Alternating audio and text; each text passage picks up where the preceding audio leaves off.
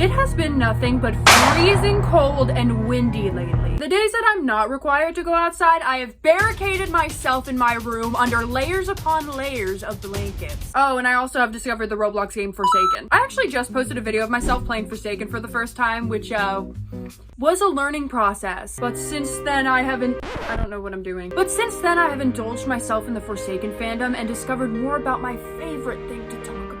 Lore. Yeah, that's right. I knew there was a story brewing. So today I'm going to talk about everything you need to know about the Forsaken lore so far. And it goes insanely deep, like way deeper than I thought it would. But we're going to talk about everything today while I'm hiding myself in my room. Let's start with the very foundation for everything. What is Forsaken? How did we get here? What are these games that we're playing? I've played these games before! Sorry, force of habit. Turns out there's a lot of lore that goes into those questions, both from the game itself and an ARG. Hello, when I said this game was right up my alley, I wasn't kidding. The game Forsaken, it all comes down to one thing, the Spectre. And I technically just held up 2 fingers. One thing, the Spectre. The Spectre is the individual who is said to be in charge of all of these games, the frontman, if you will. I need to stop. Who created this realm called Forsaken. The Spectre kidnaps several individuals and puts them all into this realm Forsaken and forces them to play death games against each other. I've played these games before! When it comes to the players of this game, the Spectre doesn't really have favorites. However, it does like its players to be emotional. According to the wiki, the lobby is canon. This is where the players will wait around for the games to begin, and the killers are just kind of in limbo. Apparently, there are 2 victims previous to the events of this game named Tyler and David. We find information about these characters through different accounts and games. There's this account called A Piece of the Puzzle, which dives into Tyler's lore. In the description of the account, we get this message. It all started when I was alone in my room. Another bad day, so I was just trying to lay down in bed for a bit and get some rest. I laid on my side and looked at my window, and I swear that it was a different shade of gray than it usually was. However, I paid no mind to it, as I just assumed that I was seeing things due to my somber suffering. It was subtle like that at first.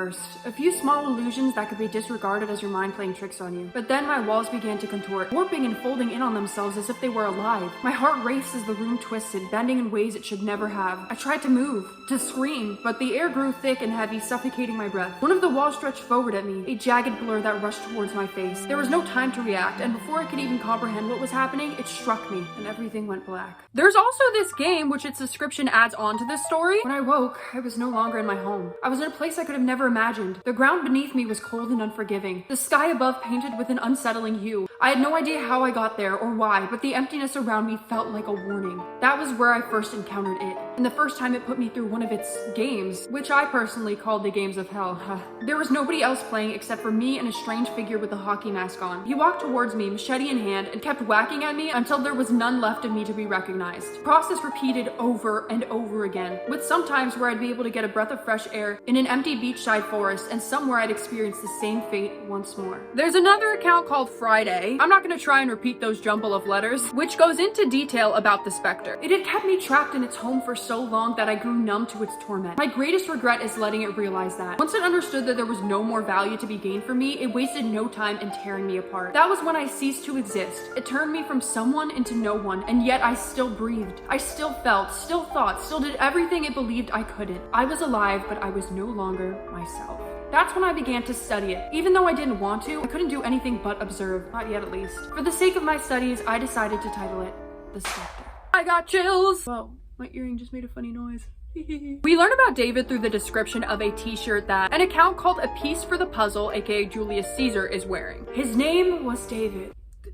My name is David. Dad, I want some ice cream. David. You can't just start it off like that and expect that not to be the first thing to pop into my head. That meme has literally followed me everywhere. I literally can't escape. I actually can't escape. That meme is my Forsaken. He was far too young to be sentenced to a painful eternity, but it did not care. It only wanted more power. Beautiful! If that didn't give you the chills or get you invested, are you okay? Anyways, I'm gonna state the obvious. When it comes to the game itself, the game features several iconic myth characters from over the years. Seeing some of these characters gave me a wave of nostalgia and made me yearn for my youth. Anyways, the myth figures featured are known as the killers. I'm gonna start off with the survivors though, because some of their stories do connect to the killers. I'll get there in a sec. It's very interesting. Noob, not too much to say about this character, but I will explain who they are. This character is classified as a survivalist character, which makes sense considering its abilities, which I now understand how to use. I'm evolving. A big snack person at heart, Noob has a handful of food items at their disposal. Sneaking by with their ghost burger, moving faster with their cola, and taking damage with their slate skin, they're scared but still push on, wanting to find an escape. And this character is based off of the OG new players of Roblox, obviously. 007 and 7. He used to be quite the bad guy. He was actually an exploiter himself. However, he had a change of heart after gaining a son, aka he became good. However, he lost his son due to a mysterious series of unfortunate events. Remember that. That's important. We'll be coming back to that. He was also based off of the real life 007N7, who created the infamous coolkid account, which was a known exploiter. So that's a fun fact for you right there. Two-time is quite interesting. I like that. A fragile cultist holding a horrible secret. Horrible secret indeed. As mentioned, like 2 seconds ago, Two-Time was a cultist, and this cult was very big on resurrecting people. Two-Time was super close to their partner Azor, but ended up stabbing Azor, probably due to the resurrection belief. And now Two-Time has like insane regrets about that. So yeah, this got dark fast. Shedletsky, whose name I pronounced horribly wrong in the last video, but we're not going to talk about that. Blame John. An important figure in Roblox history, he wields a historical linked sword to cut the killer in its tracks. Character based off a cool Roblox admin. Guest 1337. A hardened veteran with battle scars from wars long ago, he has a tendency to sacrifice himself in order to keep those around him safe. And he was based off of the animated short film The Last Guest. I clocked that in the last video and I'm very happy about it. Okay, so I'm looking into the lore and I'm gonna sum it up the best I can. Bear with me. We got Bacon General. Not good. Bacon General kills Guest's parents. Not good. He gets sent to an orphanage, meets his future wife Daisy and his BFF Matt. Then they go to war. Matt gets shot and Guest is like, hold up, I'm gonna be heroic. He sacrifices himself by using a grenade to kill General Bacon, and then gets sent to the world of Forsaken. Dance, my guy! The sounds of machines promising great rewards spiral within his ears. Gambling with his life, his potential lies inside of the result of his coin. He also wields a shoddy flintlock that feels like it could break at any moment, but it's one he'll take to his death. That's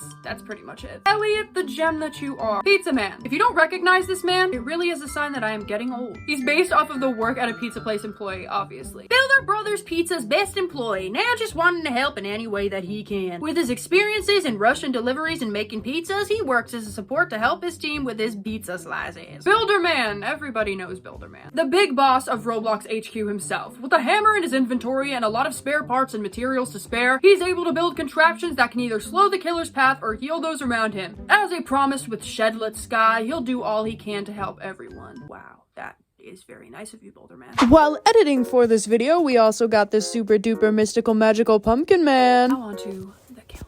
This is where it gets really interesting, and I was like, ooh.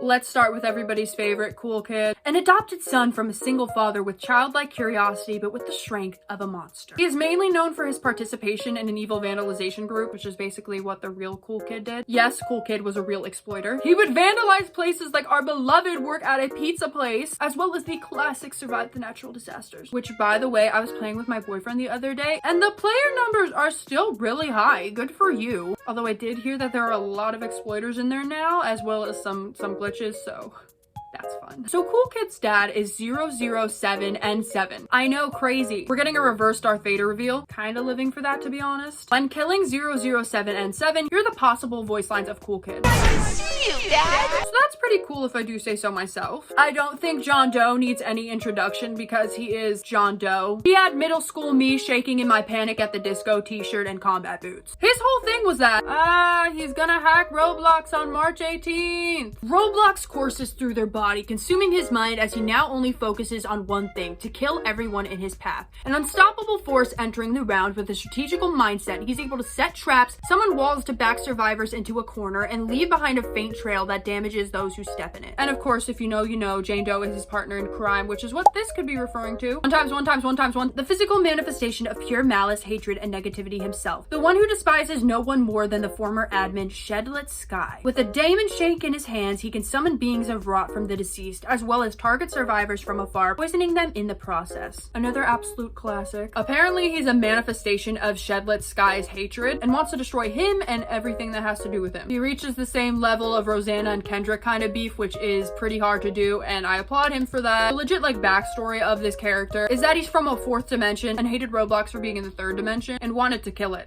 So, Jason. A man whose identity is concealed by a crude hockey mask, wielding various tools and driven by a thirst for the cat and mouse chase. His hands and weapons are always stained with blood. He enters his damnation armed with his infamous machete and a chainsaw he found in a cabin. So this is obviously a reference to Jason from the Friday the 13th movies. It's also a reference to the old Area 51 games that used to be all over Roblox. And I mean, like, all over, you can still find them today. But that takes us to the end of our character list. I know, crazy. I know that there are some crazy new characters speculated to be coming to Forsaken, and I will try my best to keep up with that and update you guys because I am an ARG lover. I'm a Roblox myth lover. I don't know if you could tell, but I hope that gave you some information about everything we know so far. Let me know in the comment section if there's anything I missed or anything that you guys have found out. I would 100% be down to do a follow-up video, so just let me know. Anyways, I think that's gonna be it for me today, so thank you all so much for watching, and I will see you on the next one. Peace out, Brussels sprouts. I've played these games before!